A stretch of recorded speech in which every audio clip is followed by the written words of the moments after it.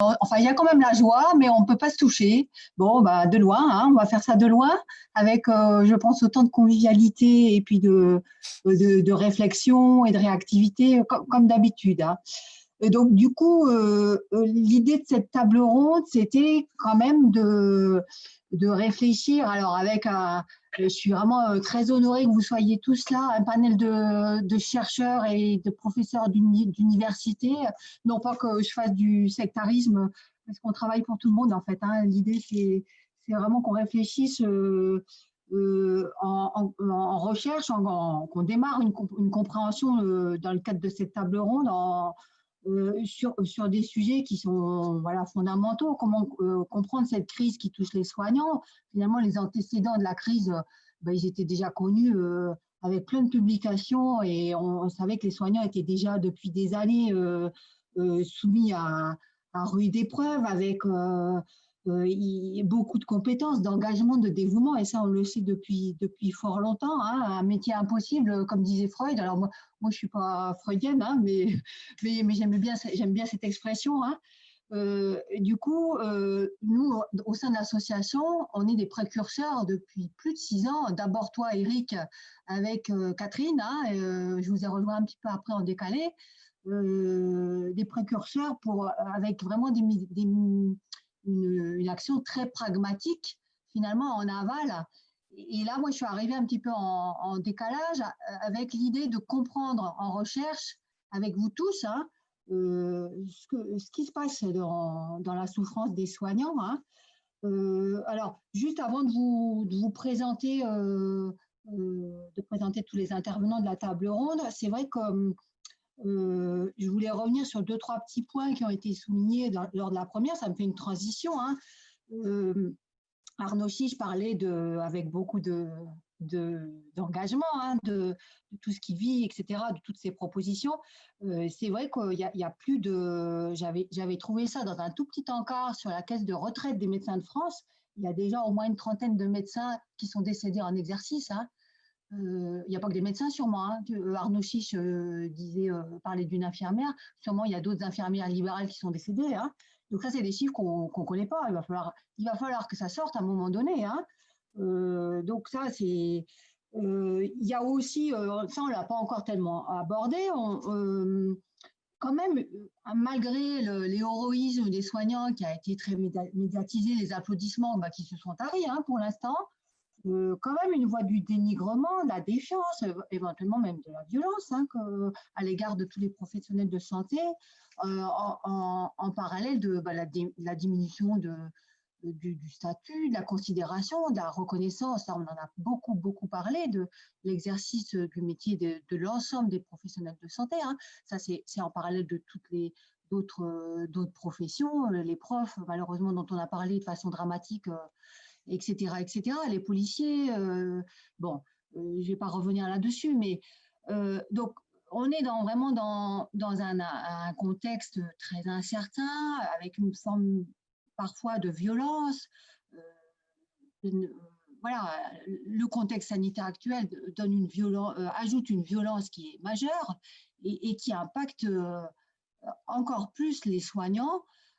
Et on pourrait parler, là je reprends le mot d'Arnaud Plagnol, qui a publié une tribune dans la revue Psychiatrie, Sciences humaines et neurosciences, là, il n'y a pas très longtemps.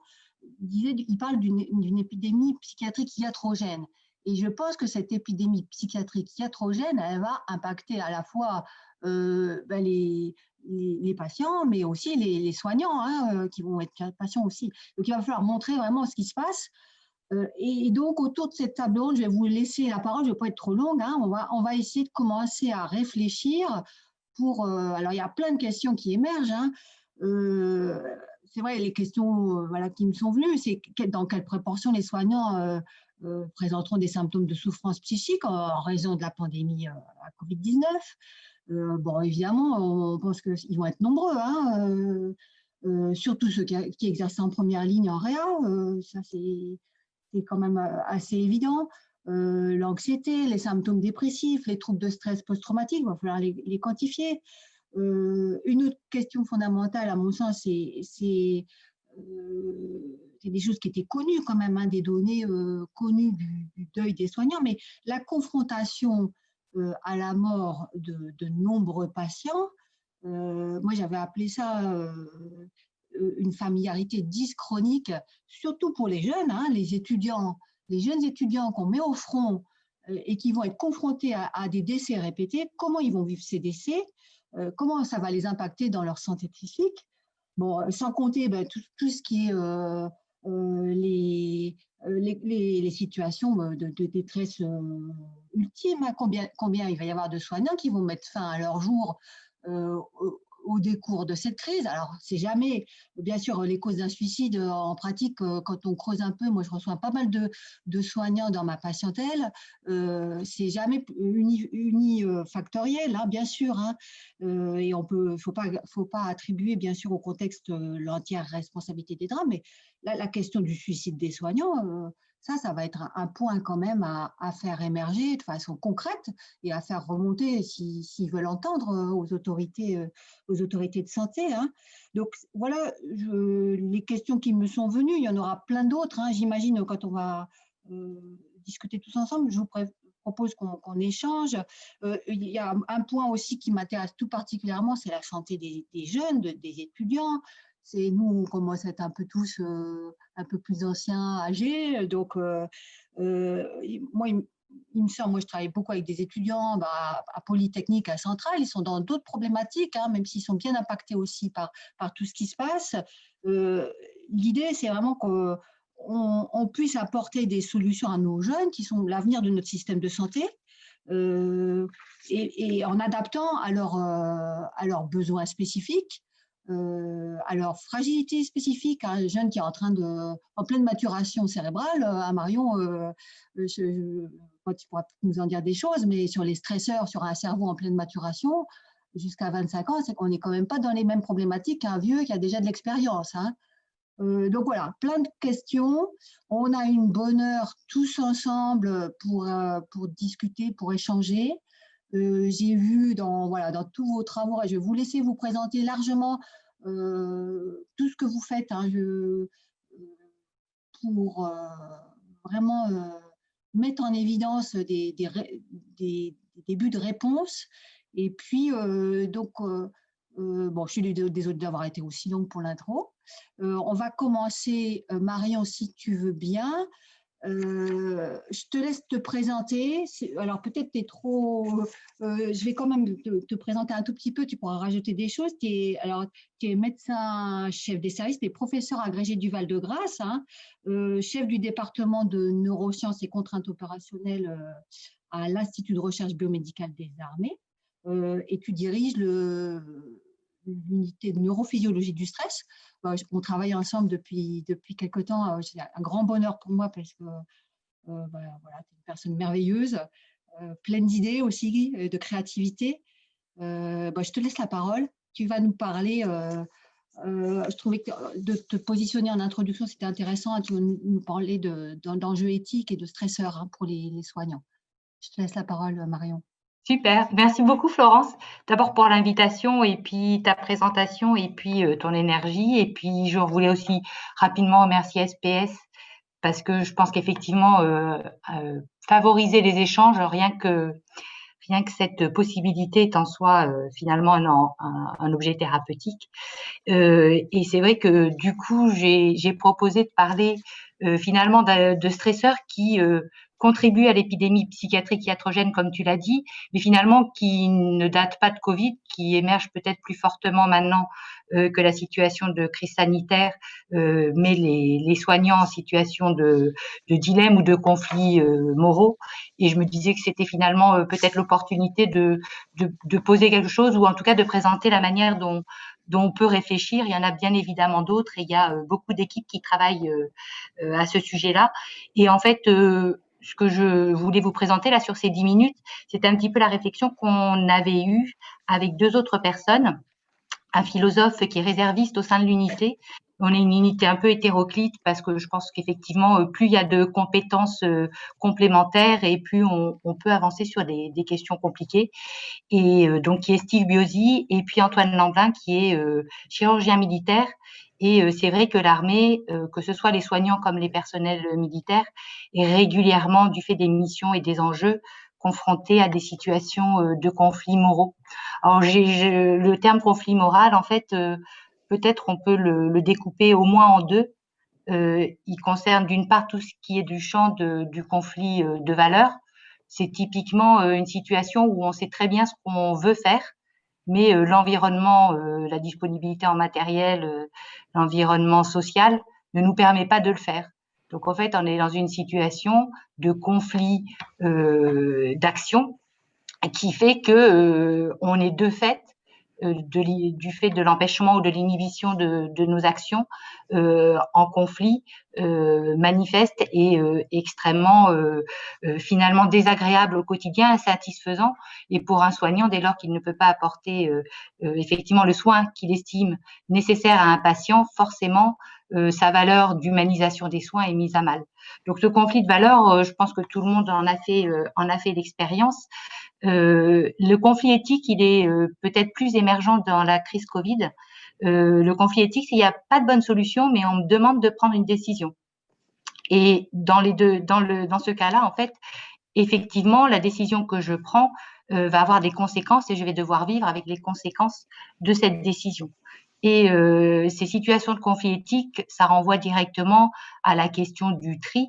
Alors c'est vrai que le tri de blessés dans l'armée, il est posé, théorisé, et les personnels soignants sont entraînés. Ça ne veut pas dire pour autant que c'est facile, mais effectivement, la situation de guerre, elle fait qu'on est limité en possibilité de rapatriement, qu'on est limité en moyens matériels, on va dire, et surtout, on peut être limité en temps de soins du fait du danger omniprésent. Et lorsqu'un IED, enfin un engin explose, il peut être, il est souvent la réalité oblige souvent les soignants à partir vite et donc à ne pas déployer l'ensemble des moyens disponibles.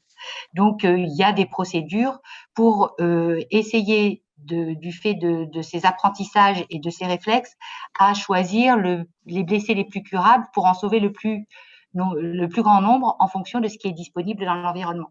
Donc c'est vrai que ces deux situations de dilemmes moraux ou de conflit moral, dans l'armée, on y réfléchit depuis 5-6 ans et la littérature qui s'y intéresse, en fait, fait clairement le lien à des situations, au fait que ça induit du stress chronique et que finalement, ça fait le lit à minima du burn-out. Et c'est vrai que c'est à minima et ça émerge sur le long cours, ou en tout cas à long terme sur le plan clinique, parce que finalement, les symptômes des situations de conflit au quotidien, alors pas forcément des conflits éthiques, mais des conflits de valeurs, c'est plutôt un sentiment de malaise, des émotions que la nuit va pas calmer, mais finalement, on ne sait pas bien ce qui nous dérange. On est tellement pris dans le feu de l'action ou des tâches à faire ou dans la précipitation que c'est plutôt le soir, on n'est pas bien, on n'est pas satisfait de sa journée. Quand on a travaillé efficacement, on a une fatigue physique que la nuit permet de récupérer.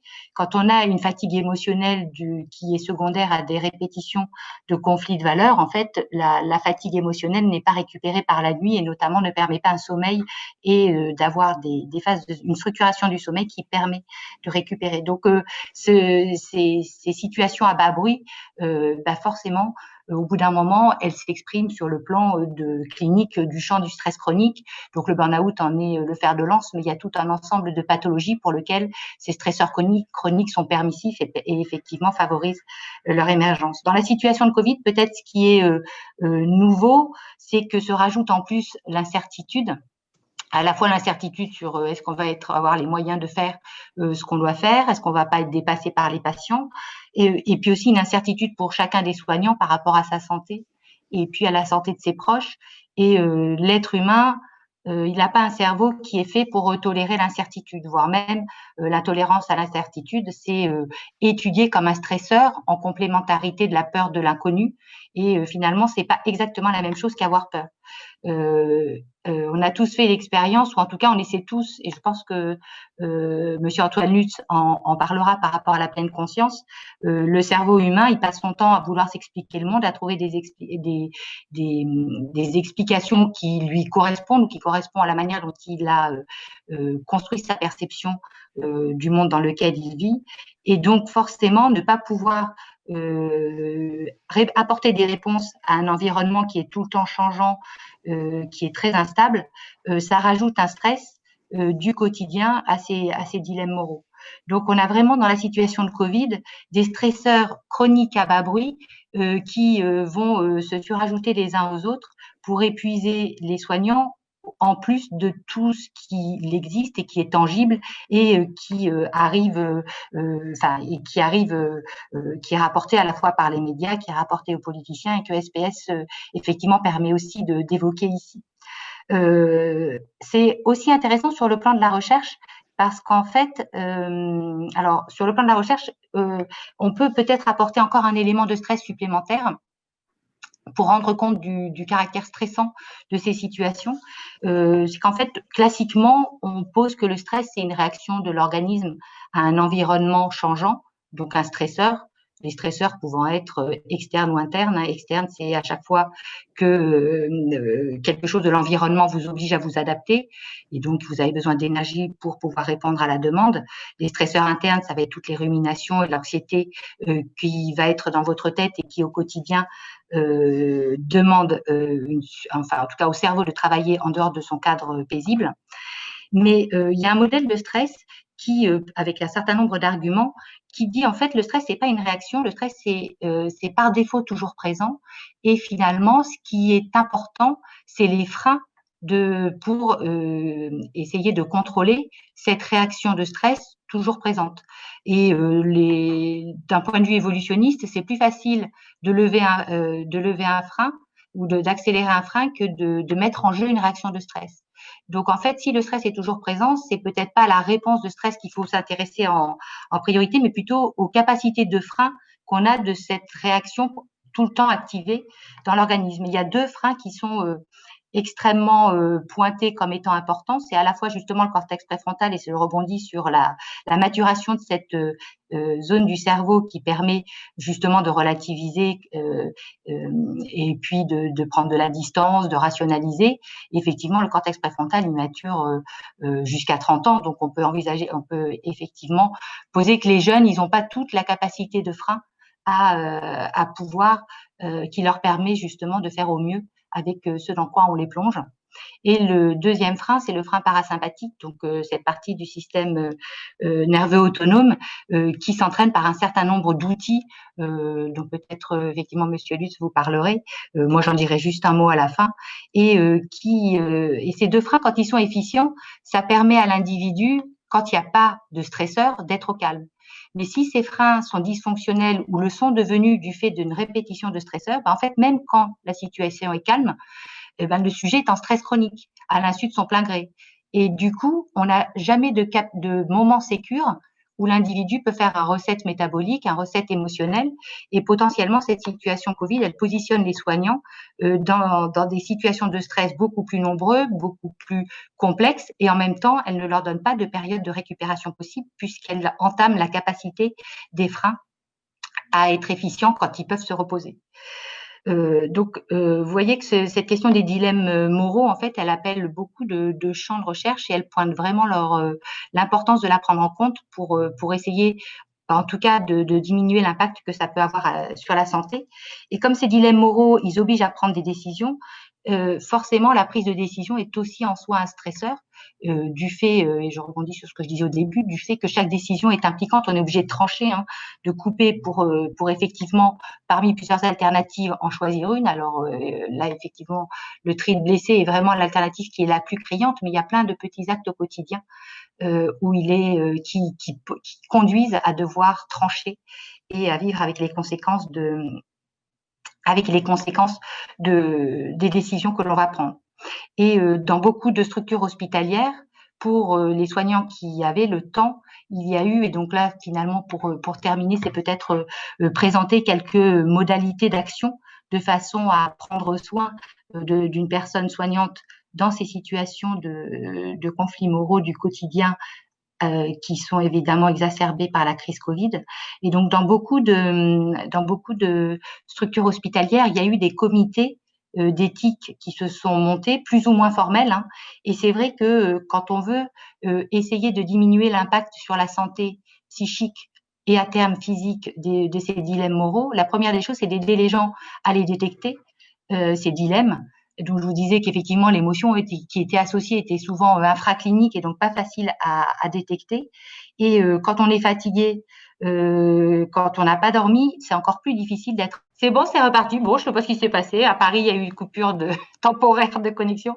Donc, c'était juste pour pointer quelques modalités d'action. Et effectivement, la première, c'était comment aider les gens à détecter. Alors, aider à détecter ou travailler sur la capacité d'un individu à prendre conscience de ce qui se joue, que ça ne lui convient pas et qu'il faut finalement aller en discuter avec ses collègues à minima. C'est pas forcément dans une situation de crise que c'est le plus facile, ces apprentissages. Oui, ça a l'air d'être parti. Donc, je vais terminer vite. Donc, beaucoup de structures hospitalières ont mis en place des comités d'éthique et avec des modalités de débat contradictoire pour aider chacun à trouver la solution ou en tout cas quelque chose qui est convenable et acceptable par rapport aux enjeux personnels, sociétals et puis sanitaires, là dans le cadre précis de Covid. Et effectivement, il y a tout un champ de réflexion sur l'intérêt de méthodes de pleine conscience, et j'en dirai pas plus à ce sujet-là, qui sont des méthodes qui vont aider l'individu à la fois à détecter, à prendre des décisions en conscience, à la fois aussi à mieux tolérer probablement l'incertitude et finalement à ce que la situation Covid soit moins coûteuse. Et donc juste pour finir, toutes ces méthodes individuelles d'aide à la détection de ce qui nous dérange, qui constituent des stresseurs quand on n'en prend pas conscience, c'est des méthodes qui s'apprennent dans le calme. Et ça veut dire que forcément, il faut les penser pour l'après-Covid, mais il faut y penser dès maintenant.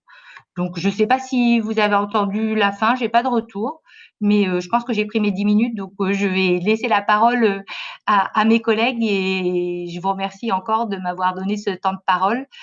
Si ça intéresse SPS, je pourrais vous envoyer les 2 papiers qu'on a publiés sur ces questions-là avec Steve Biozzi et Antoine Lamblin et qui essaient de mettre un petit peu de façon, enfin qui essaient de synthétiser quelques points importants de ces réflexions. Oui, merci beaucoup. Merci Marion. En plus, on les mettra sur notre site, si tu veux bien, pour relayer aussi à tout le monde. Ça serait vraiment super. Florence, oui, merci Marion pour ta belle intervention très claire qui nous a vraiment permis d'amorcer une réflexion sur tous ces conflits moraux, éthiques qui sont particulièrement importants en ce moment pour les soignants en première ligne.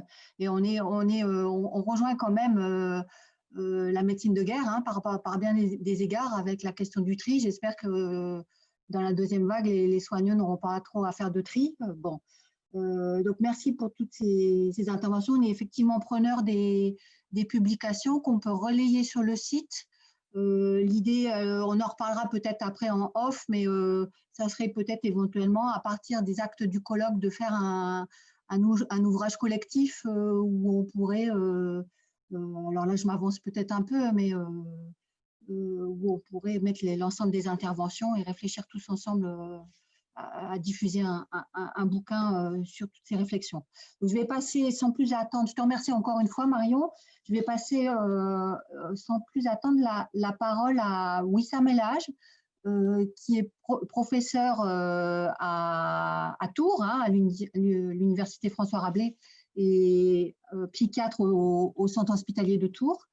Donc, du coup, vous allez nous parler d'une étude que vous lancez sur, je ne sais pas si vous m'entendez, donc sur ces questionnements autour de la souffrance des soignants pour en permettre une meilleure compréhension avec une étude prospective, une belle étude que vous lancez.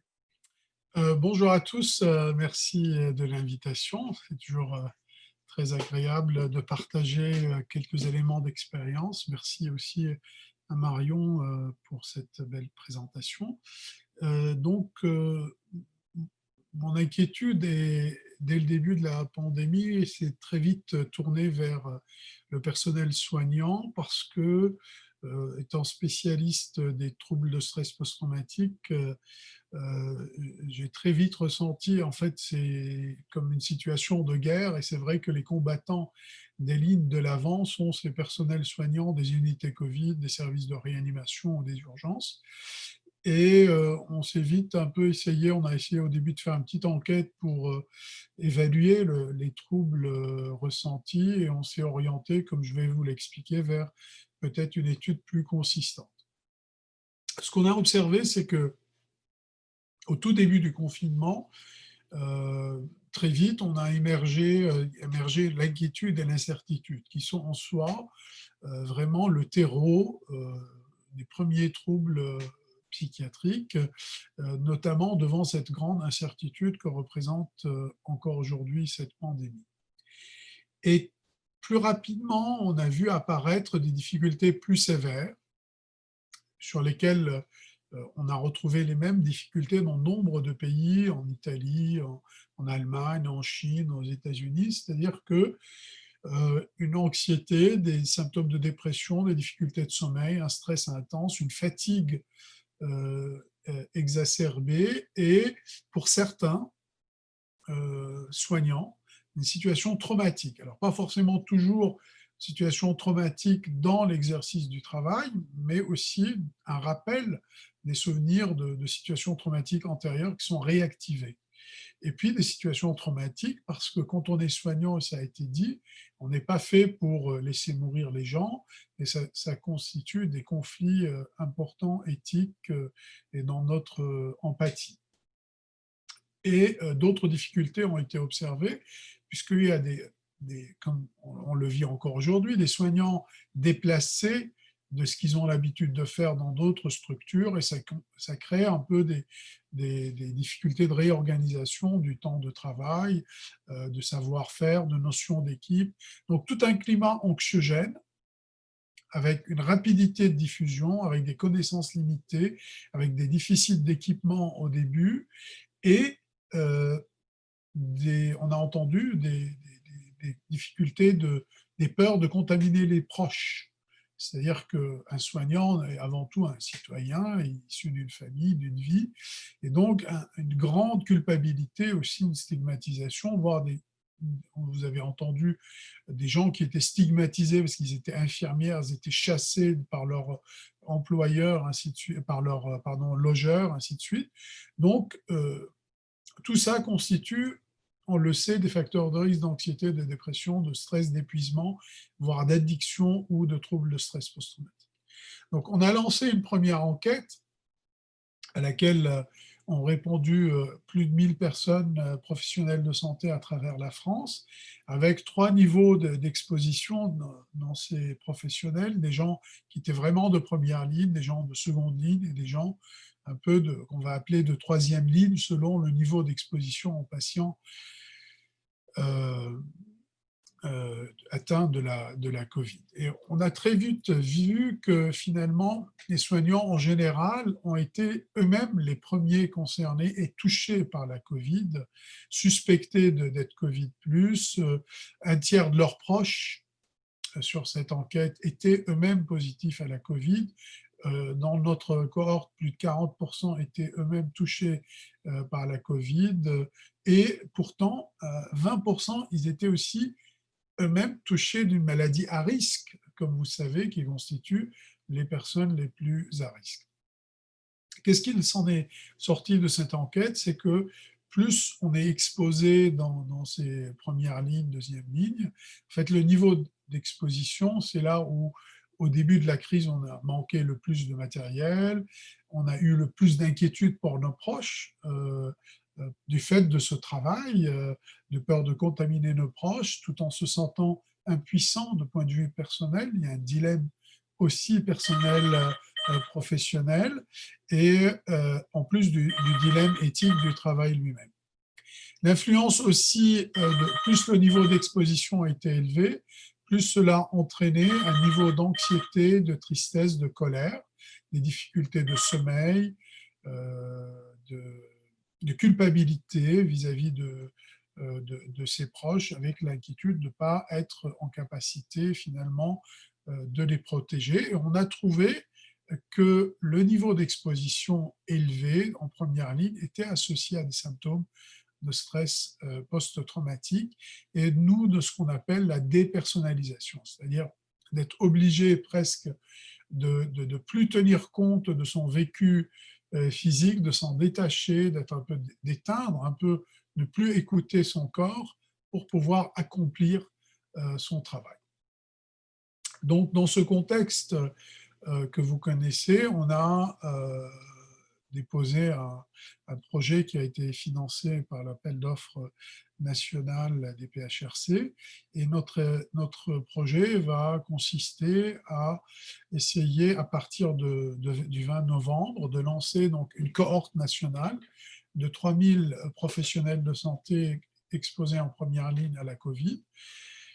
Donc un outil qu'on a voulu extrêmement virtuel, c'est-à-dire ça a été aussi un challenge technique de pouvoir le mettre en place, que les gens puissent scanner un QR code, se consentir à l'étude, commencer à participer à l'étude, répondre à des questions en ligne tous les 3 mois pendant 1 an, des questions qui, ce n'est pas uniquement une finalité de recherche, pas du tout, c'est une finalité où chaque professionnel va pouvoir se tester sur les dimensions d'anxiété, de stress, de surmenage ou de traumatisme.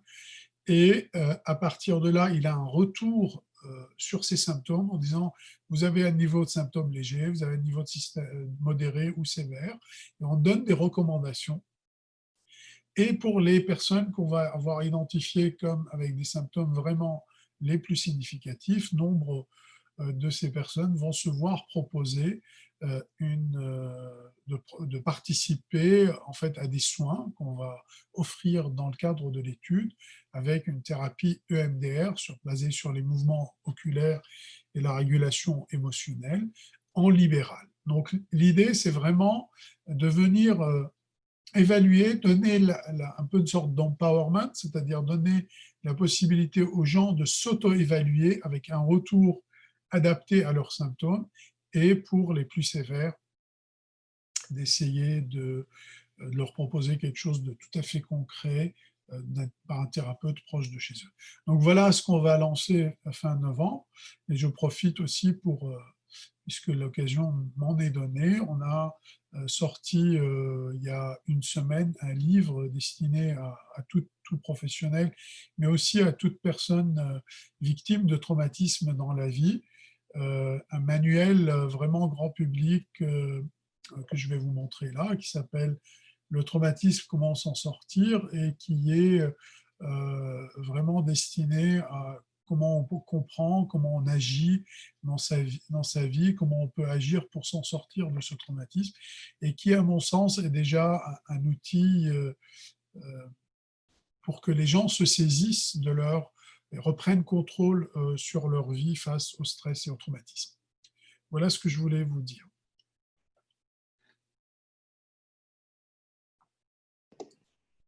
Merci, professeur, pour cette présentation de votre étude de cohorte là, dont on va attendre les résultats avec grande impatience.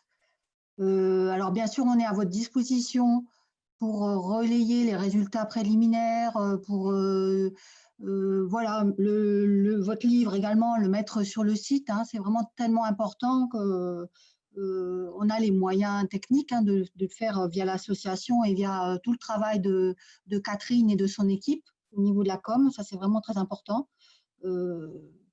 Du coup, n'hésitez pas si on peut vous aider dans ce travail, d'une manière ou d'une autre, pour relayer les publications, etc. Et puis, éventuellement, présenter les résultats lors du prochain colloque qu'on espère en présentiel, ou au moins en virtuel. On se rend compte que ça marche bien, finalement.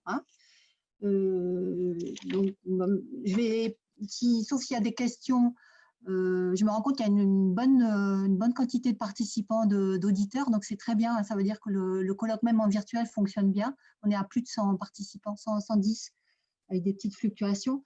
Du coup, s'il n'y a pas de questions de la part des autres intervenants de la table ronde, je vais passer la parole à Grégory Nino.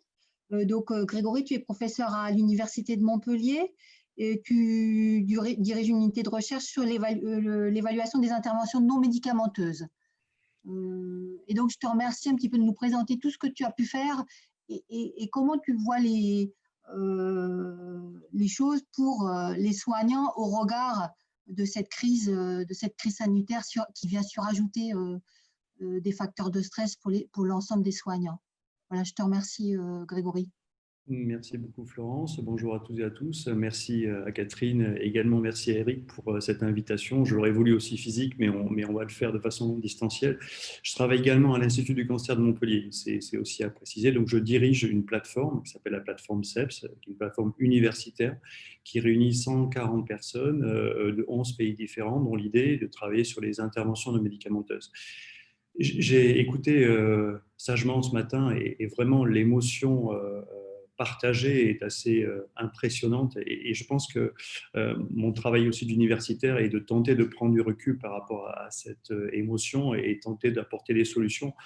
Mais je pense qu'Arnaud l'a dit, Eric l'a dit, les problèmes du milieu de la santé, au sens très large du terme, du soin, sont présents depuis longtemps. Et donc la crise ne fait que révéler des choses qu'on connaissait déjà. Et ce que je constate, c'est que finalement, les cordonniers sont les plus mal chaussés. Les professionnels de santé s'intéressent tellement aux autres dans une médecine devenue technique, tellement technique et tellement juridique et tellement organisationnelle qu'ils s'oublient eux-mêmes, ils oublient la relation. Et donc, à partir de là, forcément, ça pose des questions tout à fait importantes qui amènent à véritablement un problème de nos chercheurs français d'être surtout intéressés, et je ne jette pas la pierre à Marion parce que c'est effectivement un élément essentiel, de comprendre les mécanismes. Mais on a beaucoup œuvré en France pour investir dans la science des problèmes, comprendre les problèmes, essayer de les diagnostiquer. Bien sûr que c'est nécessaire. Mais l'inconvénient, c'est qu'il y a de plus en plus de gens qui souffrent, de plus en plus de gens qui sont en burn-out, en stress, etc., etc. Et finalement, la science des solutions, et c'est une Canadienne qui le dit et qui a vraiment œuvré dans cette voie-là depuis les années 2010, en disant donc il faut aller vers de la science des solutions et donc amener plus concrètement des méthodes pour qu'elles soient traitées. Mais aujourd'hui, non plus sur des problèmes simples, il n'y a quasiment plus de maladies simples, il n'y a que des maladies complexes. Donc si les maladies sont simples, c'était au siècle dernier, on a inventé tous les traitements simples face aux maladies simples. Aujourd'hui, on a des maladies complexes qui sont à la fois d'ordre biologique, d'ordre psychologique, d'ordre socio-économique. Donc forcément, les problèmes et les maladies deviennent complexes, donc ce qui veut dire que forcément, il faut avoir des solutions multiples. Et notre réflexe pavlovien de dire à un problème une solution doit être dépassé et doit conduire à des traitements complémentaires à ce que vous connaissez par cœur, les professionnels du soin, le médicament, la chirurgie et les dispositifs médicaux. C'est effectivement important, utile, mais à côté de ça, il y a plein de solutions qui existent et dont la science est en train d'avancer, hélas, dans le domaine donc, des interventions médicamenteuses dont je vais vous parler, que depuis 2010. Donc, on a vraiment beaucoup de soucis à avoir un inventaire précis de ces interventions non médicamenteuses. Je vais y revenir. Le deuxième point qui me semble important, c'est l'idée que finalement, on va avoir besoin d'une science qui trie de façon importante les pratiques dans un contexte où vous le voyez émerger dans vos services, dans les discussions avec vos patients, l'idée que finalement il faut aller voir ailleurs qu'à l'hôpital et ailleurs qu'avec les professionnels du soin et de la santé et qu'on va trouver des remèdes qui vont être importants dans une médecine alternative. Et je pense que c'est une voie dont une de mes thésards de médecins a publié un papier vraiment intéressant, montre que de plus en plus de patients sont en train d'aller chercher sur des réseaux sociaux et des conseils de gens tout à fait délirants, mais vraiment tout à fait délirants, pour dire qu'on va trouver des solutions à leurs problèmes dans des méthodes tout à fait ésotériques et ainsi de suite. Et il me semble qu'il y a un moment où il faut que la science revienne, la science des solutions revienne un peu au centre du débat et que vous ayez à votre disposition des outils. Et j'ai vu parmi les questions qui ont été posées dans la conversation en disant donnez-nous des outils. Mais en fait, ces outils, il y en a qui existent et il y en a qui sont meilleurs que d'autres. Et avant peut-être de commencer par de l'injection du gui ou encore mieux de commencer à faire de l'injection de javel, comme le dit un certain ex-président, j'espère, de la République, président américain, de dire qu'il y a des solutions meilleures que d'autres pour gérer le stress. Il y a des recherches tout à fait sérieuses qui se font et il y a des protocoles à recommander, je dirais même à imposer à ces cordonniers qui sont mal chaussés, vous, parce que si vous voulez traiter correctement vos patients, évidemment, il faut avoir de bonnes méthodes. Et le dernier préambule, mais c'est un message très important, c'est qu'on va toujours vous dire, notamment les gens du marketing ou des gens de l'organisation, vous avez juste qu'à discuter entre vous, c'est juste une question de communication. Et si vous communiquez mieux, vous verrez, vous allez être apaisé, ça ira bien. Non, non et non. La relation humaine, bien sûr qu'elle est nécessaire, bien sûr qu'elle est indispensable à toute mise en œuvre d'intervention non médicamenteuse. Marion l'a dit. Mais effectivement, cette partie de quelles actions, aujourd'hui, il faut en passer par des protocoles et donc on appelle des interventions non médicamenteuses. Je vous rappelle que c'est la Haute Autorité de Santé en 2011, je le mettrai peut-être sur le chat et puis je vous la mettrai, mais la prescription de thérapeutique non médicamenteuse, la Haute Autorité de Santé française a démarré en 2011. Il y a un rapport de 80 pages là-dessus, et c'est inscrit dans la stratégie nationale de santé 2018-2022, sur lequel vous pouvez voir à quel point il y a une ambition. Mais ce n'est pas tout d'avoir une ambition, encore une fois, c'est comme la science des problèmes et la science des solutions, il faut passer à l'acte et que dans les services, dans les structures, soient à disposition des professionnels associés à des méthodes et potentiellement aussi avec le distanciel. Et donc tout l'enjeu désormais, c'est de trier par la science ces interventions non médicamenteuses et on s'est aperçu donc dans la plateforme universitaire collaborative CEPS que je dirige qu'en fait il y a plein d'études, mais simplement vous avez l'habitude de chercher que sur PubMed.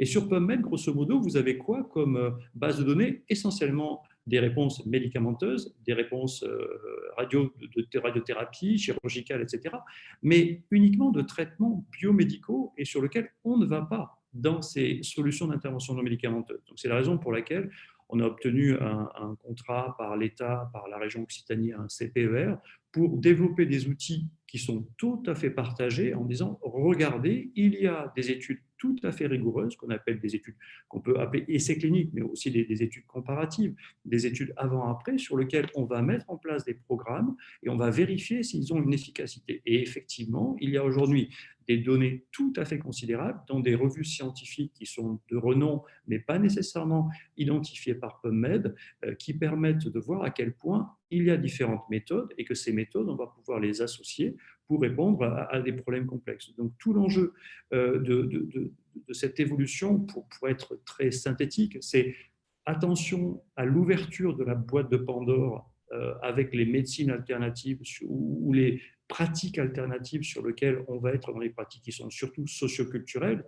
Attention aux amalgames également avec des messages génériques comme on peut entendre de hygiéno-diététique, ça ne suffit pas. L'idée, c'est comment on met en œuvre ces pratiques, à quelle fréquence, à quelle dose. Et juste pour vous donner un exemple qui est un petit peu décalé, mais qui me semble tout à fait criant, une personne a consacré sa vie à la prévention de la chute chez la personne âgée. C'est un gériatre qui est néo-zélandais et donc vous entendez tous les jours la recommandation pour les personnes âgées de plus de 80 ans de dire il faut bouger plus. La réponse de ce chercheur est absolument incroyable, c'est on a fait des études justement pour montrer que les personnes âgées qui bougent plus ne bougent que sur des terrains plats à la même vitesse et donc finalement sont en train de se fragiliser et s'exposent plus à la chute. Et toute la recommandation, et il a créé donc la méthode Otago, ce médecin s'appelle le professeur Campbell, il a monté une méthode qui s'appelle une méthode Otago, qui est une méthode qui permet d'avoir une diminution par 2 du nombre de chutes l'année qui suit, simplement parce que le programme fait à la fois de l'entretien aérobie et de la stimulation aérobie, mais également du renforcement musculaire, mais également tout un travail sur la coordination. Donc ça s'apprend en fait. Et donc de la même façon, on pourrait avoir le même exemple aujourd'hui. On peut imaginer qu'un jour, il y aura peut-être un vaccin sur le Covid, mais la meilleure réponse aujourd'hui à la Covid-19, c'est bien le masque.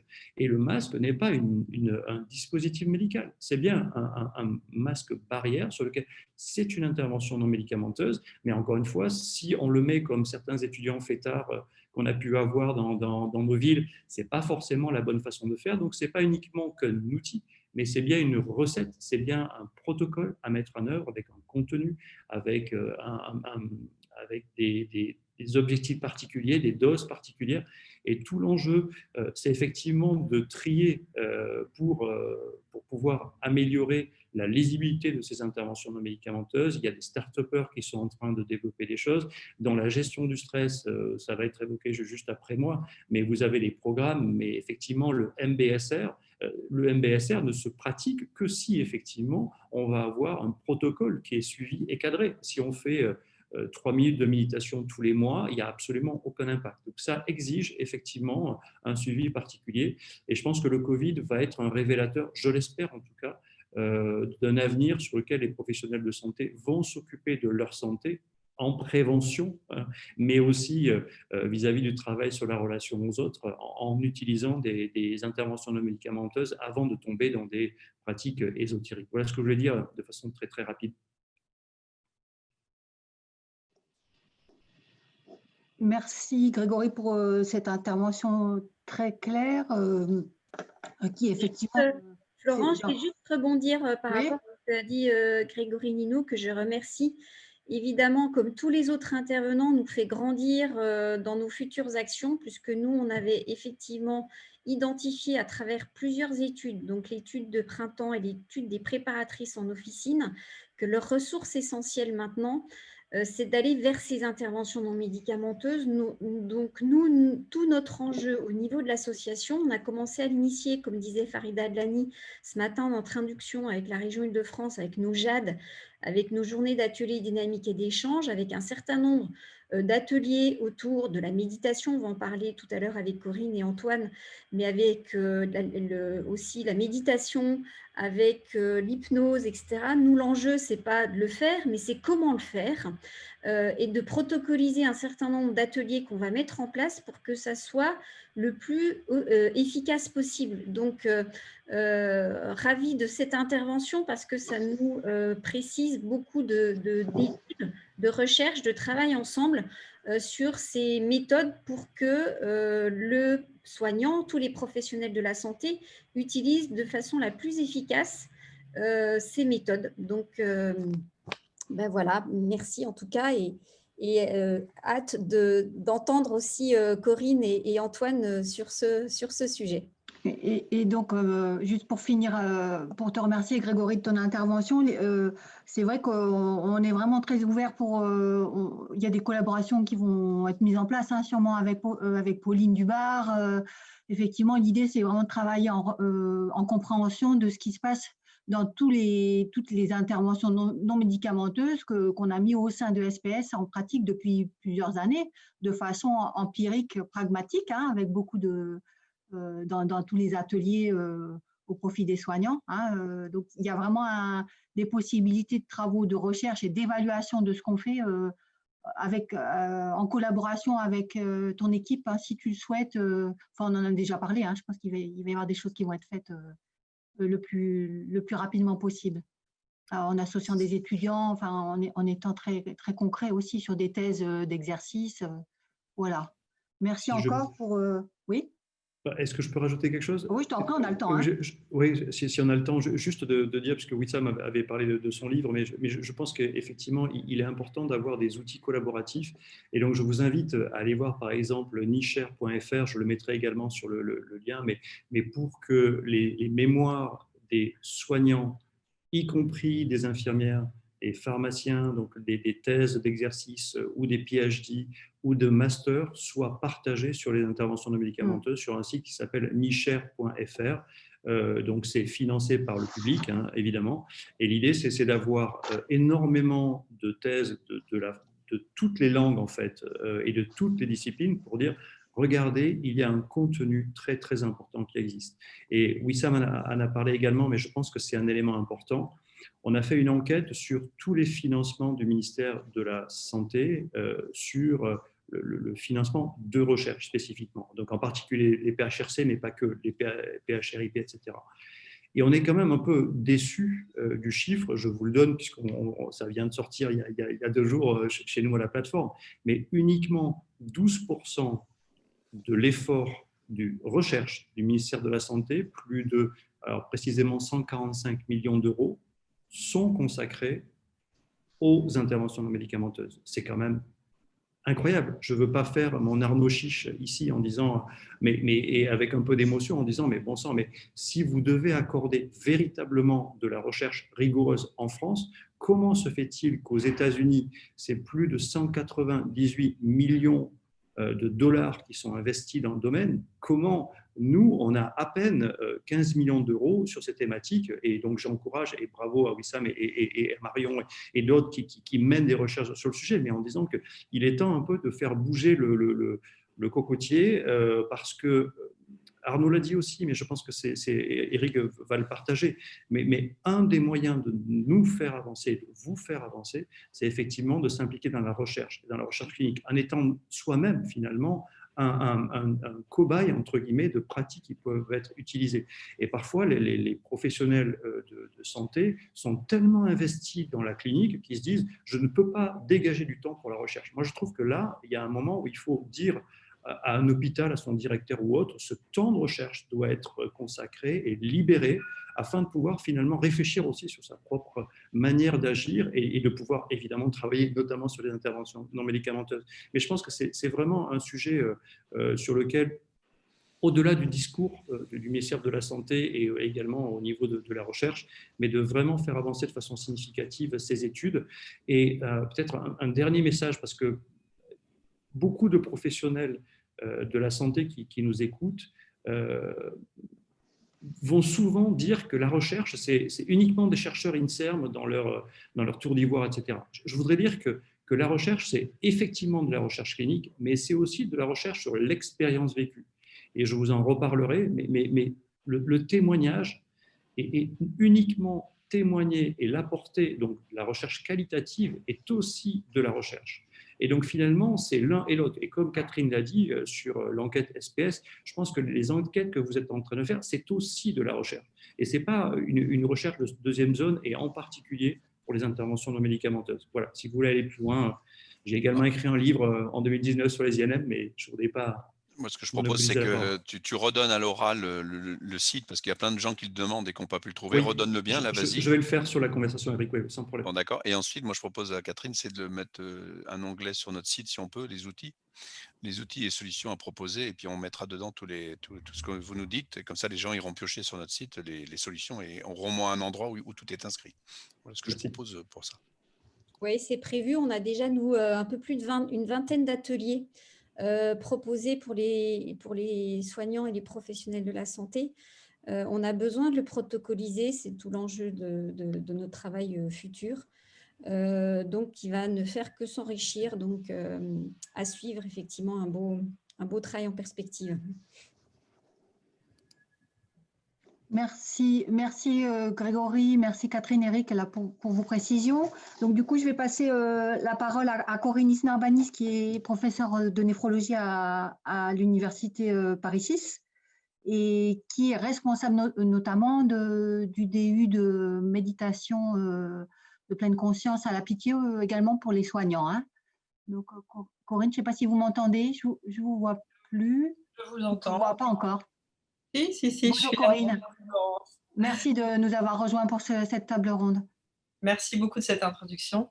Bonjour à tous. Je voudrais remercier au passage Eric Henry et Catherine Cornibert, et Florence aussi évidemment, mais je trouve que SPS, c'est vraiment un modèle et une inspiration pour l'énergie, l'engagement, l'enthousiasme et la qualité de ce qui est développé. Donc bravo pour ce que vous faites et merci de nous donner la parole. Je vais prendre ces quelques minutes pour vous parler de méditation de pleine conscience. Alors, la méditation de pleine conscience, bien sûr, tout le monde connaît, puisque c'est un sujet très médiatique. Et d'emblée, on voit que on va avoir besoin de décaler un petit peu, de faire un pas de côté, parce que ce qui va nous intéresser aujourd'hui, ce n'est pas forcément la méditation de pleine conscience pour tous, c'est la méditation de pleine conscience dans le soin.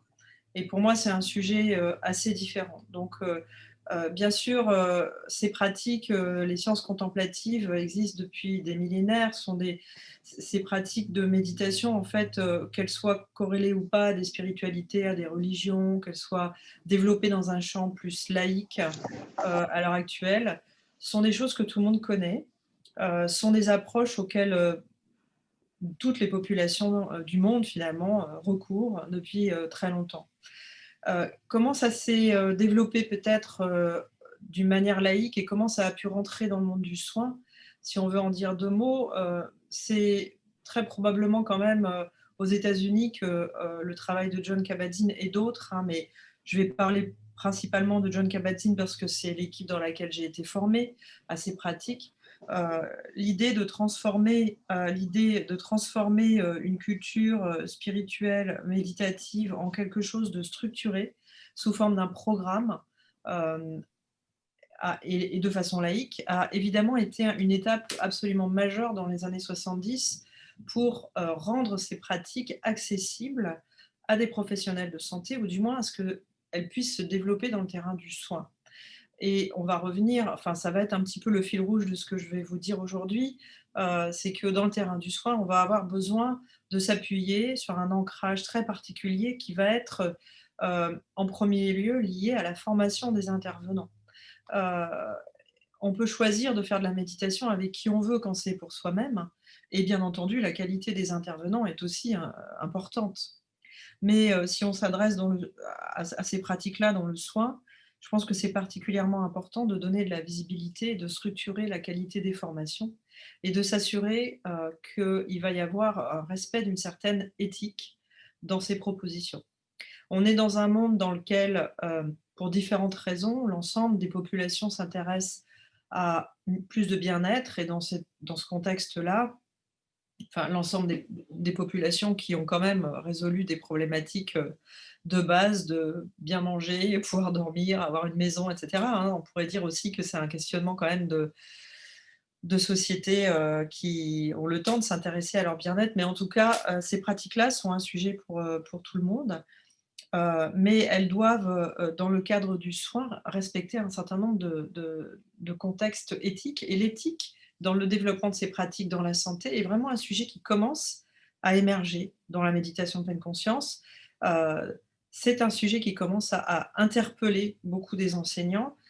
Pourquoi ? Parce que, entre autres, dans cette période du Covid, il y a à la fois un immense élan qui vient de tous les côtés et qui a consisté à vouloir aider les professionnels de santé, à juste titre, qui étaient et qui sont dans cette deuxième vague, et peut-être c'est pas fini, dans une difficulté aiguë particulière liée à la crise sanitaire. Mais on a vu aussi le plus grand n'importe quoi, quelque part, se mettre en place avec, au motif qu'on était dans une crise du Covid, des tas de gens enfin moi j'ai été contactée par plein de gens qui voulaient absolument faire méditer les soignants pour qu'ils aillent mieux. Et là, on a envie de dire que, d'une part, il y a des questions éthiques autour de qu'est-ce qu'il faut proposer à qui, comment, quelle est la liberté de chacun de répondre à ces propositions ou pas, comment est-ce qu'on peut déployer cette offre, et surtout, est-ce que c'est le bon moment ? Et il y a plein de choses qui ont déjà été dites par mes collègues. Je pense qu'il faut être très, très prudent sur la situation de souffrance au travail actuellement dans la crise Covid et même ce qui se passe depuis toujours autour des soignants. C'est qu'on a une espèce de continuum, pour moi, entre quelque chose qui se place plutôt sur comment je peux me former à être un soignant en intégrant le développement de savoir-être et de compétences qui vont me permettre d'être un soignant, on va dire, bien dans ses baskets, c'est-à-dire quelqu'un qui est à la fois, bien sûr, exposé à la souffrance des patients, à la maladie, qui travaille dans des conditions peut-être particulièrement stressantes, qui intrinsèquement, les soignants sont des gens dont l'intégralité du drive, j'aime bien ce mot anglo-saxon, c'est-à-dire la force de l'énergie qu'on met tous les jours dans son travail, elle est tournée vers les autres Et ça, c'est peut-être un fil conducteur, hein, de la profession de soins ou d'aide, hein, parce qu'on peut vraiment l'élargir à toutes les professions qui sont dans la relation d'aide, bien entendu. Mais ce drive conduit les professionnels de santé à se détourner considérablement de leur propre bien-être, de leur propre ressenti, et à être très peu performants finalement dans la qualité de prendre soin de soi. Et donc, ces approches méditatives dans le soin, alors juste peut-être pour faire une petite parenthèse, moi j'ai découvert ça il y a quelques années, il y a plus de 10 ans maintenant pour moi, ça m'intéressait. Je voulais découvrir ces pratiques. Je pense que j'étais dans un niveau de stress dans mon parcours personnel et professionnel et bon, voilà, une situation qui m'a vraiment incité à chercher une solution que j'avais envie de trouver là. Et en fait, cette solution, ce qui m'a correspondu dans cette approche et la raison pour laquelle j'ai immédiatement voulu me former à enseigner ces pratiques quand j'ai fait mon premier stage MBSR, qui est un stage structuré de 8 semaines qu'a proposé il y a maintenant presque 40 ans John Kabat-Zinn. Ça m'a parlé évidemment en tant que personne, ça m'a parlé pour moi et pour mon quotidien.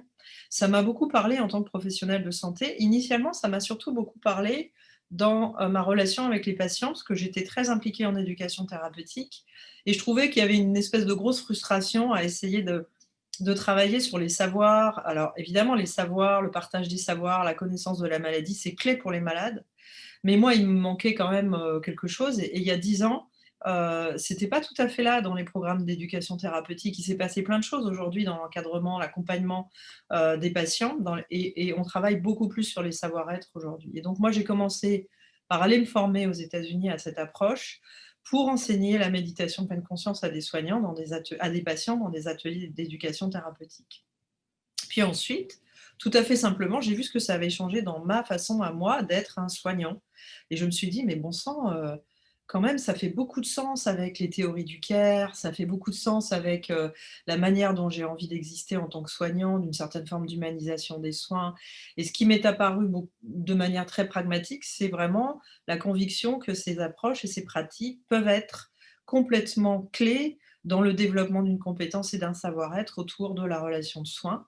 Et que c'est dans ce sens que ce que j'ai essayé de faire depuis quelques années ensuite a pris sa place. Et donc la création du diplôme universitaire il y a 5 ans maintenant a été là pour répondre à un objectif de prévention des risques psychosociaux des soignants, mais pour être très honnête, pour moi c'est une espèce de grosse boîte de Pandore, hein, les risques psychosociaux des soignants, dans lequel je pense qu'on a encore beaucoup de travail pour savoir à quoi on s'adresse, de quoi on parle et qui doit répondre à ses besoins. Et je suis tout à fait en phase avec ce qui a été dit par mes différents collègues avant moi, sur l'idée que je pense qu'on a de la recherche à faire et que bien souvent, ce continuum entre un certain mal-être et des situations vraiment pathologiques qui doivent être prises en charge par des professionnels de la santé mentale, il va falloir qu'on arrive à mieux les cerner, à mieux les évaluer, pour mieux orienter nos collègues qui sont en difficulté. Et si je dis ça, c'est parce que le diplôme universitaire qu'on a monté depuis 5 ans nous a apporté une immense joie, hein, parce que travailler avec des professionnels expérimentés, questionner notre posture en tant que soignant, découvrir la pratique de la méditation, mais aussi la communication non violente, la médecine narrative, la démarche appréciative. Enfin, moi, j'ai essayé petit à petit d'enrichir ce diplôme à cet enseignement avec d'autres approches qui font du sens et qui sont souvent reliées d'ailleurs à la méditation de pleine conscience dans d'autres programmes de formation.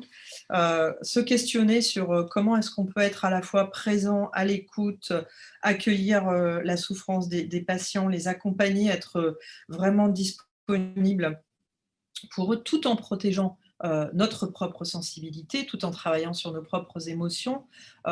Ça, c'est vraiment c'est un chemin tout à fait à l'honneur vraiment des professionnels de santé et qui est passionnant.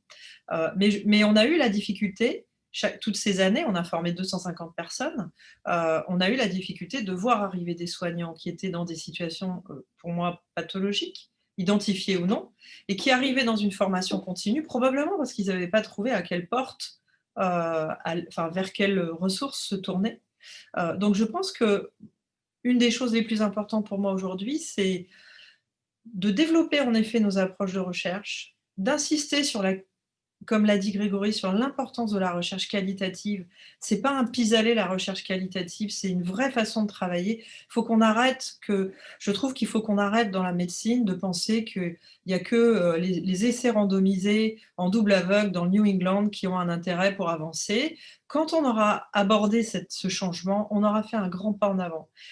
Et ça veut dire aussi quand même travailler dans la transversalité avec les sciences humaines, ouvrir les sciences humaines, intégrer les sciences humaines à la médecine, faire se parler des gens qui ont des approches différentes en termes de recherche, et être capable de pouvoir financer, et on n'a pas beaucoup de temps, mais beaucoup de ces choses ont déjà été soulignées.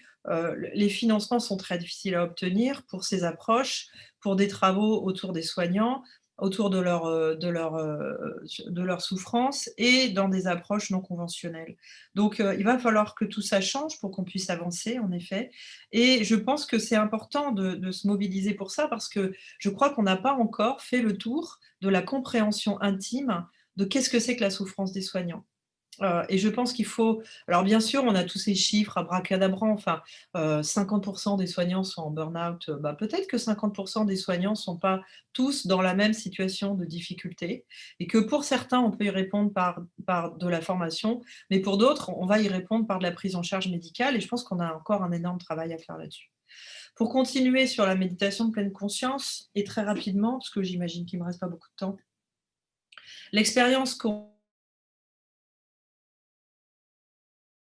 peut avoir. Alors, dans la littérature, il y a de l'expertise internationale de quelqu'un comme Antoine Loutre qui va parler juste après moi sur le côté neurosciences de ces approches. Mais en tout cas, on voit bien quand on fait travailler des patients à quel point les mots-clés peut-être de ce que la méditation apporte à des gens malades, c'est se reconnecter avec son corps. Et on a dit tout à l'heure, et ça m'a intéressé d'entendre ça, qu'une des façons de lutter contre les conflits éthiques, par exemple, la difficulté au quotidien de travailler dans un contexte inadapté, en particulier dans cette crise, c'est d'être dans le déni de ses propres ressentis, à la fois émotionnels mais aussi corporels, et que la méditation de pleine conscience, c'est un moyen d'accepter, dans un contexte particulier qui nous permet de le faire, de se tourner à nouveau vers tout ça, et du coup de ne plus être totalement déconnecté de nos propres signaux internes, de nos propres perceptions internes, les sens, les sensations, le corps, les émotions, les pensées, qui vont être nos garde-fous et qui vont nous permettre de réaliser à quel moment nous sommes en train de déclencher, finalement, il y a les gyrophares qui tournent parce qu'on est exposé à une situation qui nous fait souffrir.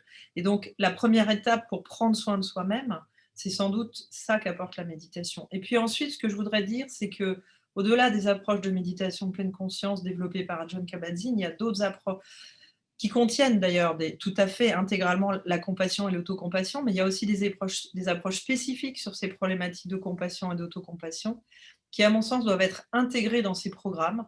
Et donc, nous, on travaille à l'heure actuelle depuis plusieurs années avec des collègues sur l'idée de proposer un programme spécifique de méditation dédié aux soignants qui intègre davantage d'autocompassion d'emblée, parce qu'il me semble que c'est un élément clé d'apprendre aux soignants qu'ils ont le droit de prendre soin d'eux-mêmes, de se doter d'expériences, de formation, de compétences, de savoir-être pour prendre soin d'eux-mêmes, et pour autant de rester, et justement grâce à ça peut-être, être de meilleurs soignants.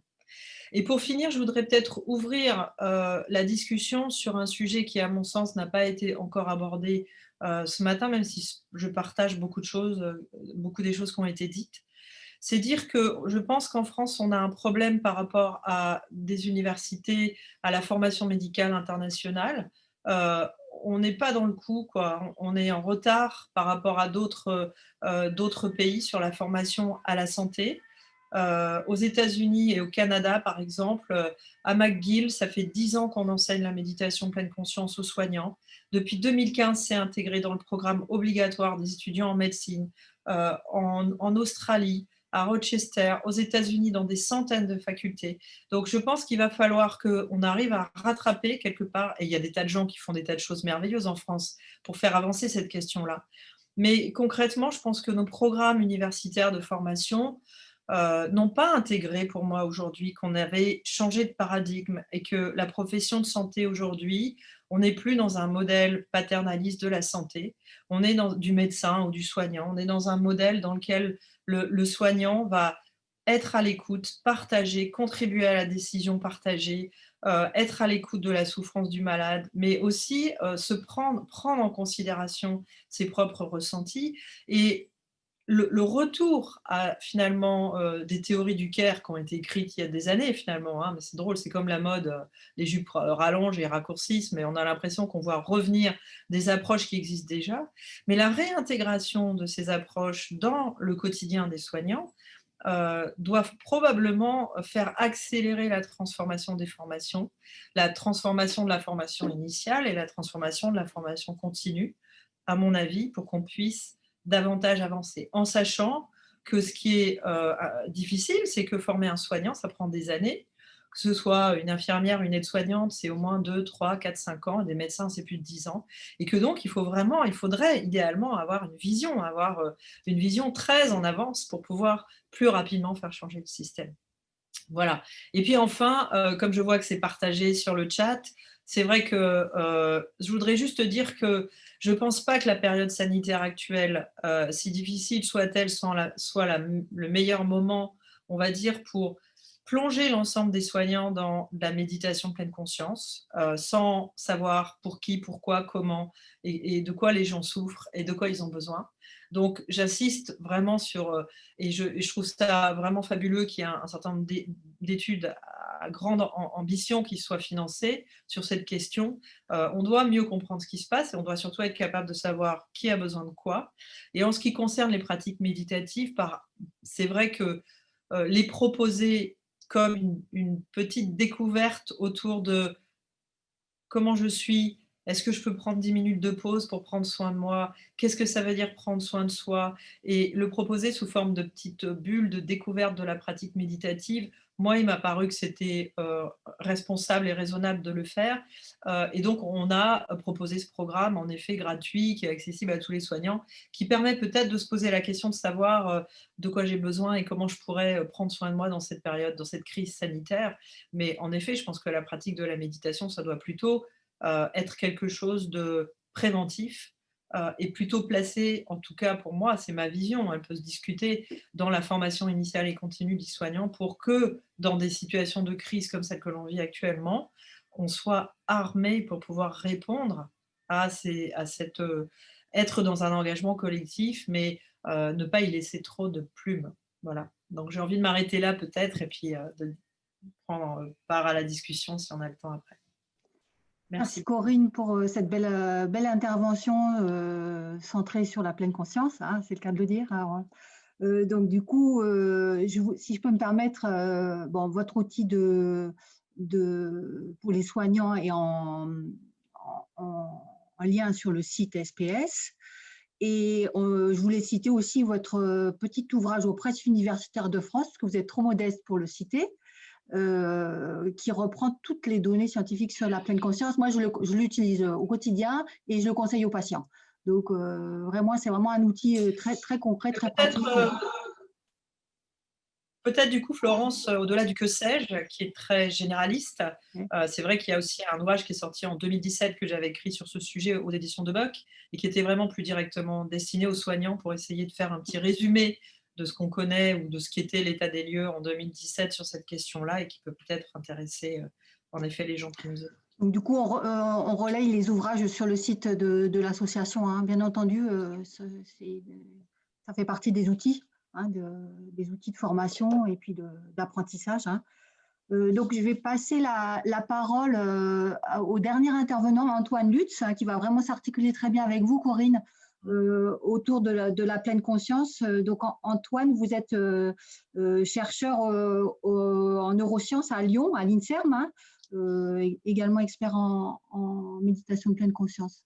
Je ne sais pas si vous m'entendez. Voilà, je vous laisse la parole, Antoine. Oui, bonjour. Bonjour, Antoine. Voilà, bonjour, Antoine. Merci pour cette invitation. Je suis vraiment ravi d'être là parce que je pense que c'est un sujet très important qui me porte à cœur.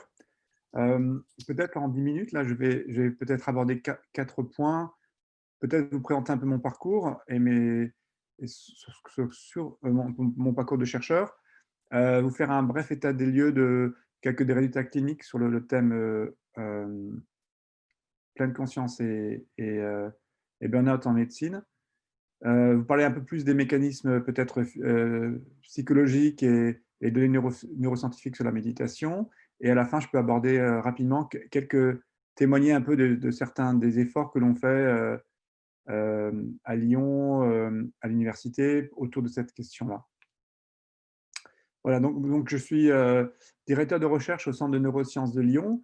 Alors, depuis à peu près 20 ans, maintenant, je m'intéresse à essayer de comprendre les bases physiologiques de la méditation. J'avais commencé pendant la fin de ma thèse avec Francisco Varela quand j'étais à la Salpêtrière. Et on avait fait quelques études pilotes avec des experts en méditation comme Mathieu Ricard. Et après, j'ai eu l'opportunité de travailler 10 ans aux États-Unis sur cette thématique avec Richard Davidson.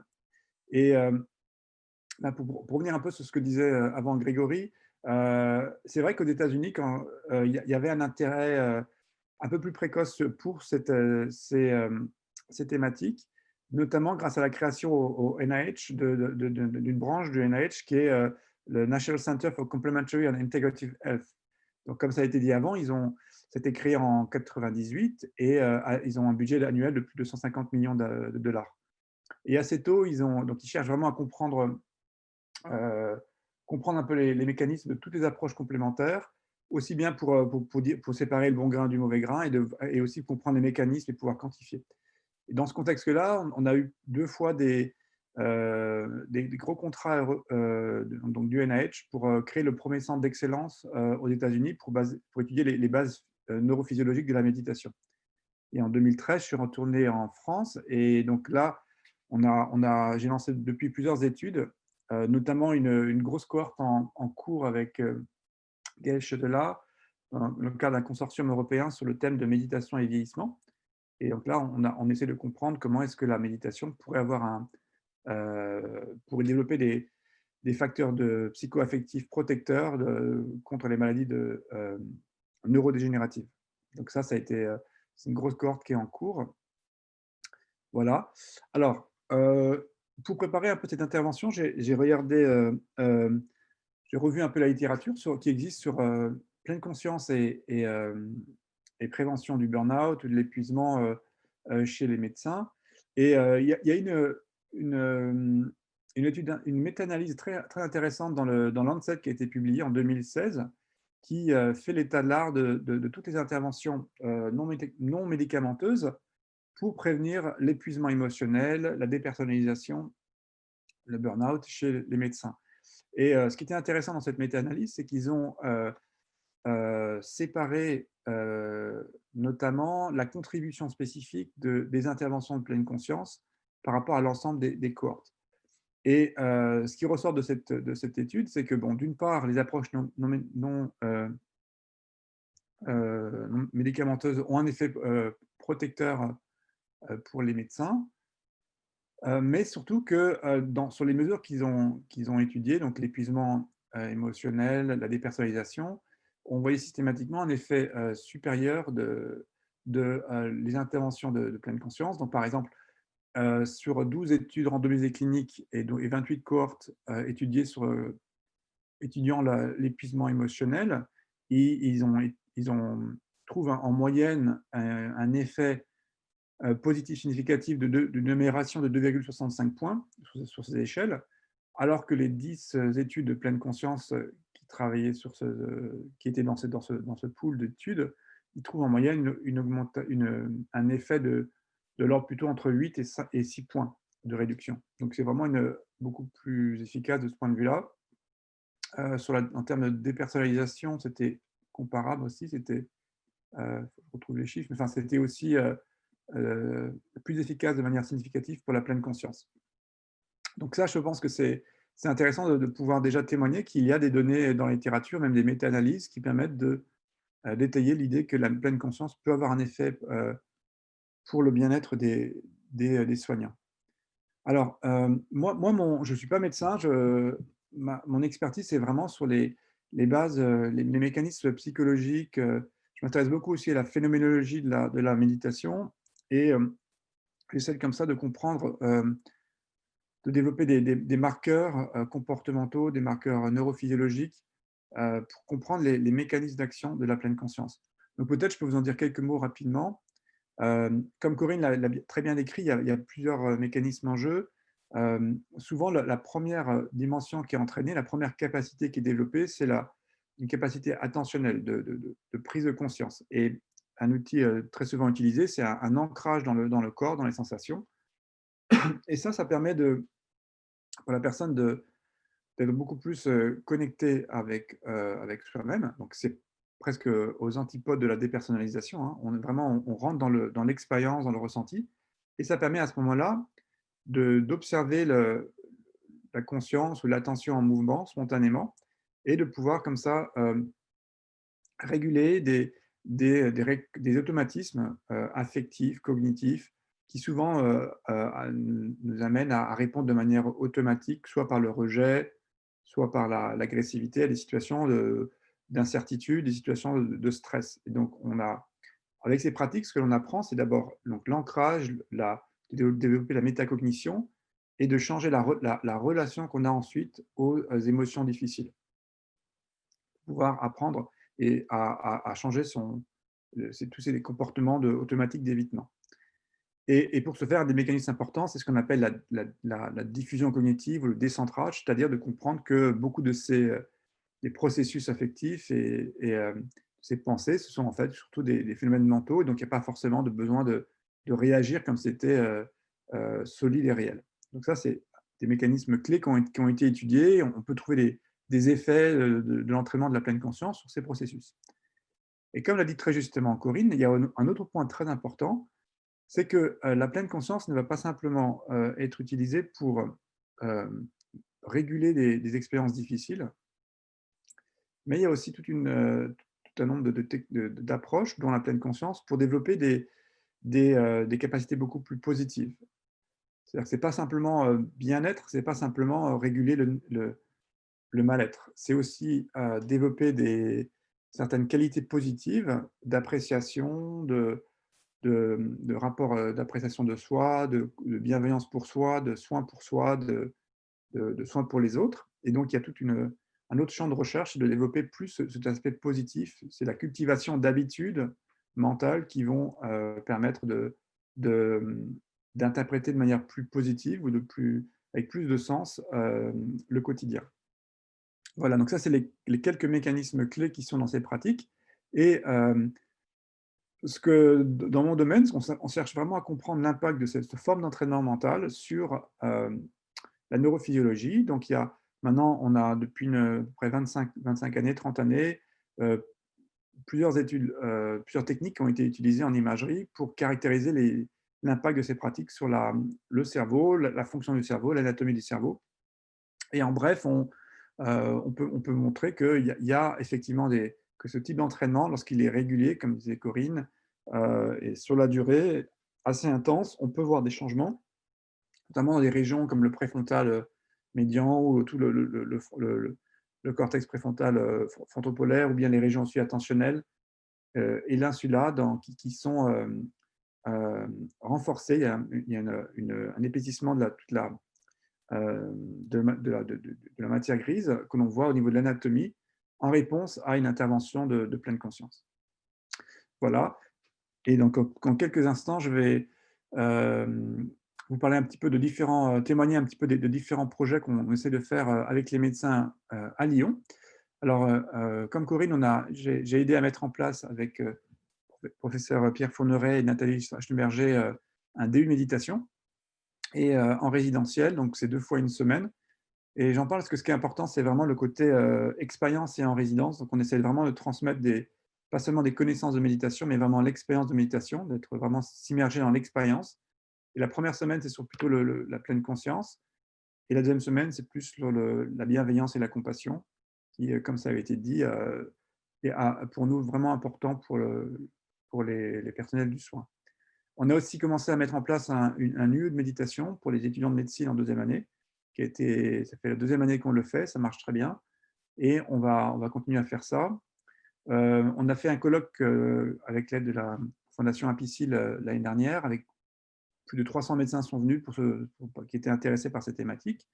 Et on essaie de fédérer un peu ça à Lyon avec une sorte d'institut qu'on appelle Imédite, de formation et d'entraînement à la méditation, où on a un espace comme ça qu'on peut utiliser pour faire des formations de méditation, des week-ends de méditation.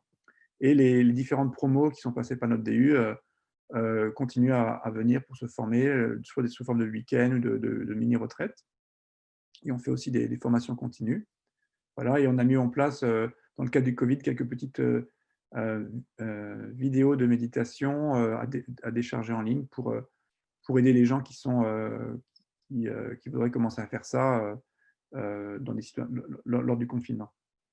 Voilà, donc je vais arrêter ici et je peux répondre un peu plus lors de la discussion.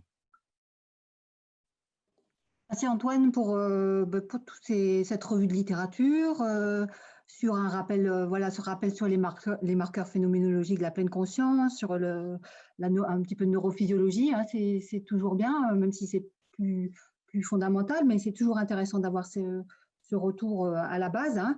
On va diffuser bien sûr toutes les infos, on en avait déjà parlé, on avait fait une réunion avec Catherine, Nathalie Honnête, toutes les infos par rapport au DU, par rapport à l'UE de méditation pour les étudiants, l'Institut Imédite, hein, tout ça, je pense que c'est déjà relayé au moins en partie sur le site de l'association. Hein, ça, c'est vraiment des choses qu'on peut continuer à relayer.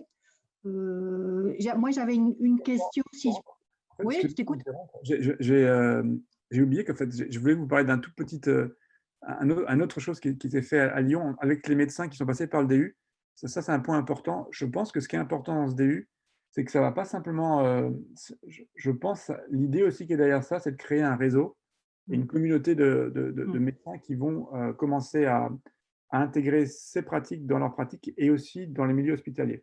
Donc, on a essayé de lancer… Il y a différentes tentatives comme ça de faire des groupes de méditation pour les soignants dans les hôpitaux. Et là, il y a quelques jours, j'ai reçu justement des résultats d'une étude pilote qui a été faite par une des participantes de notre DU à l'hôpital de la Croix-Rousse à Lyon. Et juste pour vous citer un peu le retour qualitatif des participants, donc c'était 10 séances, et ils disaient, donc c'est intéressant de noter ça, c'était donc les médecins décrivaient l'opportunité de prendre soin du temps pour soi, de décompresser après la journée du travail, bon, bien sûr, meilleure gestion du stress, meilleure régulation des émotions, des pensées, distanciation et meilleur discernement, donc ça c'est important aussi dans la prise de décision, dans la gestion du temps et du travail. Ce qui est intéressant de voir, qu'on n'a peut-être pas encore évoqué, c'est un renforcement des relations professionnelles. Il y avait vraiment, c'était un témoignage, et aussi, ça c'est aussi intéressant à noter, une reconnaissance institutionnelle. C'est-à-dire que les médecins disaient que c'était important pour eux que ce projet était perçu comme une reconnaissance par l'institution du soignant au travail. Et donc ça, je pense, c'est un autre thème qui serait important d'aborder, je pense, c'est la relation entre l'administration, les hôpitaux et les médecins. Et on a tenté à un moment d'introduire quelque chose et ça s'est passé, pas forcément encore, pas été finalisé, parce que je pense qu'il y a encore une méconnaissance de la part de l'administration, enfin, je ne suis pas médecin, mais de l'extérieur, j'ai l'impression, par rapport à toutes ces approches. Et donc, il y a vraiment un travail pédagogique de convaincre que c'est dans l'intérêt du bien commun. Voilà. Oui, tout à fait. Merci Antoine. Hein. C'est vrai que la question de la déstigmatisation à la fois de la souffrance psychique, mais aussi de ces interventions non médicamenteuses, de la psychologie positive et de la pleine conscience, ça c'est fondamental. Hein. Il y a encore beaucoup d'a priori, ce que disait Corinne, par rapport à des pratiques qui seraient plutôt de l'ordre, je ne sais pas quoi, là, du bouddhisme, etc., alors qu'on est dans une approche thérapeutique laïque, hein, qui est fondamentale. Hein. Moi, j'avais une question, si je peux me permettre, Antoine, par rapport à la prévention du trouble de stress post-traumatique. Est-ce que vous avez des données récentes? C'est intéressé ma question, parce qu'en fait, Marion, je ne sais pas si tu entends, là, on va être dans le jury d'une thèse de Lionel Gibert, c'était le sujet de sa thèse, et l'idée, c'est voilà, qu'est-ce que vous en pensez comme ça, alors à froid, hein, je ne vous ai pas prévenu, du rôle protecteur de la pleine conscience sur la prévention du trouble de stress post-traumatique. Peut-être Corinne aussi, vous auriez des Ouais. éléments de réponse. On est peut-être dans quelque chose d'un peu… Non, mais je suis au courant il y a plusieurs efforts qui ont été faits aux États-Unis, notamment par Ami Shilja, qui s'est spécialisé sur cette question, qui travaille beaucoup avec l'armée, et donc pouvoir l'effet protecteur de la pleine conscience avant le déploiement de combattants. Donc honnêtement, j'ai pas trop suivi les résultats de cette littérature-là, mais elle existe. Il y a des efforts qui essaient vraiment donc je peux t'envoyer les références. Oui, on en reparlera de toute façon, peut-être en off. Là, c'est un peu plus… Et donc ça, c'est un thème qui est déjà étudié, et c'est vraiment l'idée de protection, d'avoir une plus grande résilience par rapport au stress. Voilà. Juste pour compléter en une phrase, ce que décrit Antoine, c'est le côté prévention et préparation, mais il y a aussi la question de comment travailler en intégrant dans les groupes de méditation des gens qui ont déjà vécu des traumatismes, et le trauma en général, ou le syndrome post-traumatique. La difficulté, je trouve, pour les enseignants de méditation, c'est plutôt de repérer ça, et de voir si on peut ou pas intégrer les gens dans un groupe, parce que est-ce qu'on va pouvoir les encadrer et les faire travailler. Et il y a quand même des gens qui ont donné des ressources, hein, notamment quelqu'un qui, je crois, s'appelle David Treleaven aux États-Unis, qui a publié un bouquin, plusieurs ouvrages sur comment travailler la méditation de pleine conscience et le trauma, mais peut-être pas du côté prévention, plutôt du côté intégrer dans les groupes de méditation, ne pas exclure, et voir comment on peut quand même aborder la méditation sans exposer les gens à la reviviscence de ces traumatismes de façon trop violente. En tout cas, encadrer ça. Juste, je ne sais pas si je peux, s'il y a le temps pour dire quelques mots, Florence. Vas-y Marion, avec plaisir. Non, c'est effectivement pour rebondir sur cette question, on était parti d'une étude financée par le CNRS sur la cohorte des attentats, pour lesquels, effectivement, avec un suivi à 54 mois, et Wissam a participé à cette étude, donc je laisserai compléter. Ce qu'on observe, c'est que les sujets qui, en termes de nature, qui avaient développé une disposition à être en pleine conscience avant le trauma, donc quelque chose plutôt de l'ordre d'un fonctionnement stable, d'un lien à ses émotions, aux informations venant de son corps, alors développé par une enfance qu'on n'a pas du tout caractérisée, une pratique de sport qu'on n'a pas du tout caractérisée, c'est effectivement ceux qui soit n'ont pas développé de TSPT, soit ceux qui ont évolué de façon le plus favorable, sans qu'il y ait par ailleurs de programme de méditation. Mais donc en termes de prévention, c'est vrai que ça paraît être une disposition associée à moins de risques. Après, c'est vrai que on ne peut pas prévenir le risque de confrontation traumatique, encore moins en milieu militaire.